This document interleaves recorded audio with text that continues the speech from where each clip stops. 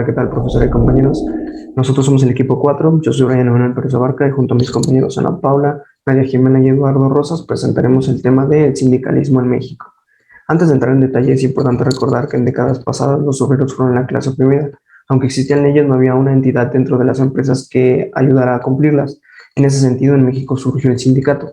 El sindicato se puede definir como el derecho que tienen tanto los trabajadores como los patrones de constituir, asociarse en una organización que tiene el objetivo de proteger los derechos y promover los intereses de los miembros en cuanto respecta al salario, las prestaciones y las condiciones de trabajo. Actualmente la Constitución Federal reconoce este derecho en la fracción 16 del apartado A del artículo 123. En cuanto a la Ley Federal del Trabajo, en su artículo 356 nos define que el sindicato es la asociación de trabajadores o patrones constituida para el estudio, mejoramiento y defensa de sus respectivos intereses. Tanto los patrones como los trabajadores tienen el derecho de crear sus propios sindicatos. Por eso existen sindicatos exclusivos de trabajadores y sindicatos exclusivos de patrones. Eso nos lleva al siguiente punto. Los tipos de sindicatos. Según nuestra Ley Federal de Trabajo, en su artículo 360, los sindicatos de trabajadores pueden ser, uno, gremiales, que son los formados por trabajadores de una misma profesión, oficio u especialidad. Por ejemplo, el Sindicato Mexicano de Electricistas, que va a agrupar a todas las personas que trabajen como electricistas. Número dos, en empresas.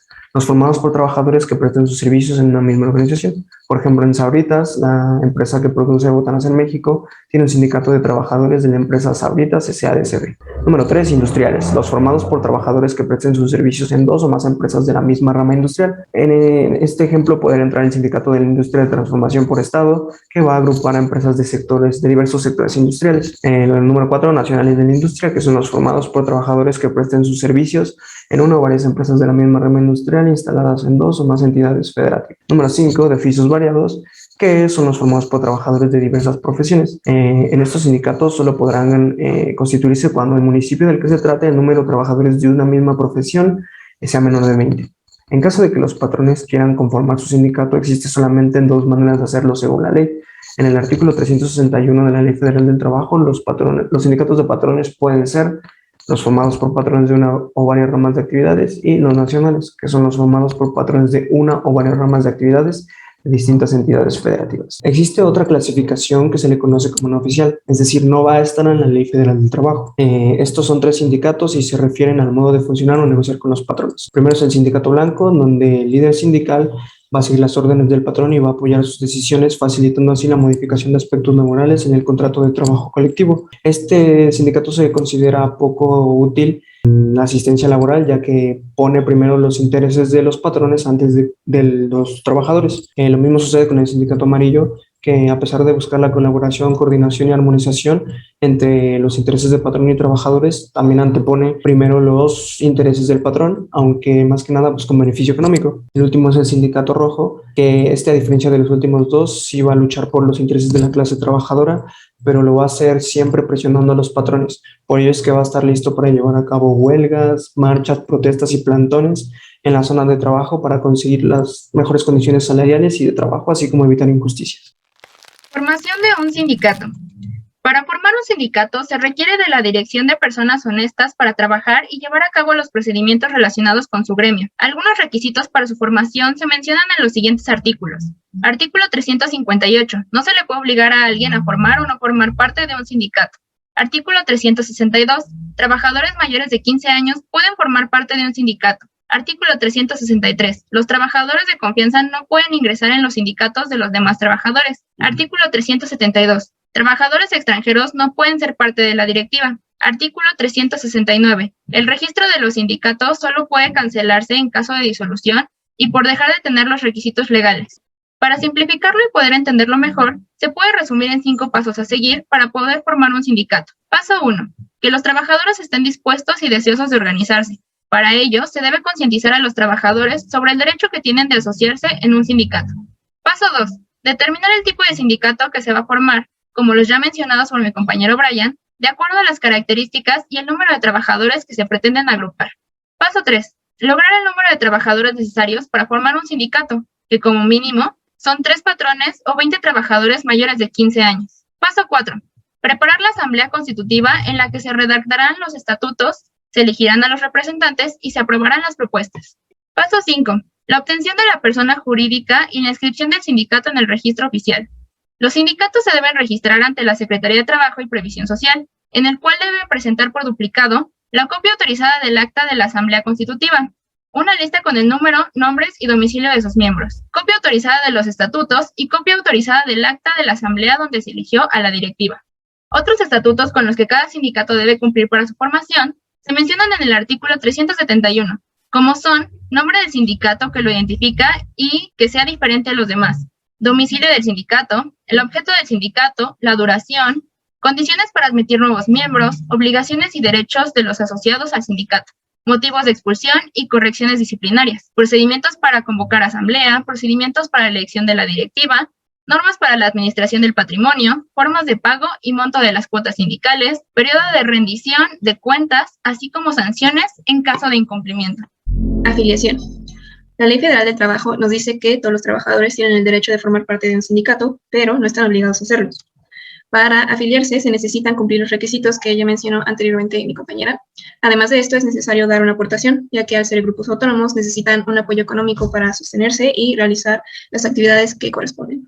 Para pagar las cuotas, el sindicato puede hacer un descuento del salario. En el artículo 110 de la Ley Federal del Trabajo se menciona que los descuentos están prohibidos, salvo en algunos casos. Las cuotas sindicales son una excepción. Sin embargo, si el trabajador no está de acuerdo con el descuento, tiene que hacer un escrito para que no se le aplique y tendrá que llegar a un acuerdo de forma personal con el sindicato. Por cada trabajador, el sindicato puede recibir entre el 1% y hasta el 4% del salario. Por ejemplo, en el Sindicato de Trabajadores de la UNAM, las cuotas son del 1%. Ventajas y desventajas. En las ventajas tenemos mejores salarios y prestaciones sociales. Es más fácil hacer negociaciones de manera colectiva que de forma individual. De esta forma se pueden mejorar los salarios, vacaciones, seguro de salud, etc. Salud y seguridad. Los sindicatos no permiten que los trabajadores arriesguen sus vidas para cumplir con los objetivos de la empresa. Con el apoyo del sindicato, el trabajador puede rechazar un trabajo peligroso sin correr el riesgo de ser despedido. Además, constantemente se realizan campañas para que el lugar de trabajo sea seguro. Protección personal. En caso de que un patrón se comporte de una manera injusta o inclusive violenta, un trabajador puede acudir con un delegado sindical para que lo ayude.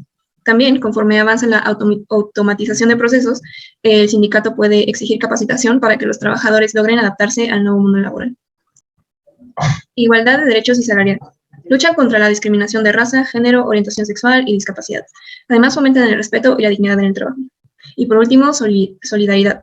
Cuentan con una gran red de comunicación que abarca a todo el mundo y así es más sencillo solucionar un problema grave que no se esté tomando en cuenta a nivel de planta u oficina. En las desventajas tenemos los salarios elevados. A veces los sindicatos pueden elevar los salarios a un nivel muy alto y esto puede llegar a aumentar los costos de fabricación de los objetos que se producen porque el mercado no los puede mantener. Huelgas.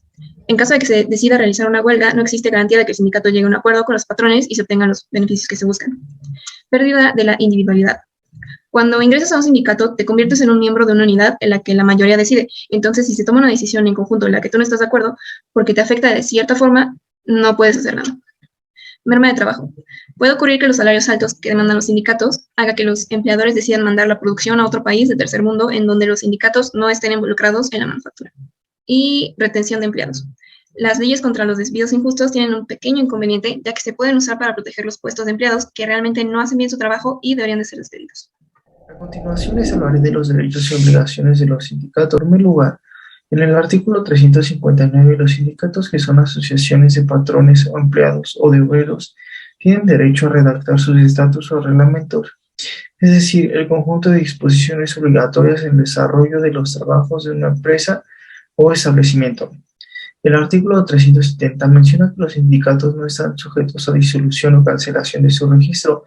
Tal decisión no debe ser competencia de la autoridad administrativa, sino de la autoridad jurisdiccional, la cual es la encargada de resolver las controversias de la orden judicial. Dentro de los derechos de los sindicatos, en el artículo 374 expone que puede adquirir bienes inmuebles, defender ante todas las autoridades sus derechos y ejercer las acciones correspondientes, establecer mecanismos para afrontar el desarrollo de la economía en sus afiliados y gestionar sociedades cooperativas, así como cajas de ahorro para sus afiliados con la finalidad de mejorar su situación económica. Pasando a las obligaciones sindicales, en el artículo 373, los sindicatos deberán rendir a la Asamblea mínimo cada 6 meses completa y detallada de la administración del patrimonio sindical, buscando una mayor transparencia en el manejo del dinero en cuanto a ingresos y egresos. Adicionalmente, el artículo 375, los sindicatos tienen función de representar a sus miembros en la defensa de los derechos individuales que le correspondan. El artículo 377. Los sindicatos deberán proporcionar informes a las autoridades,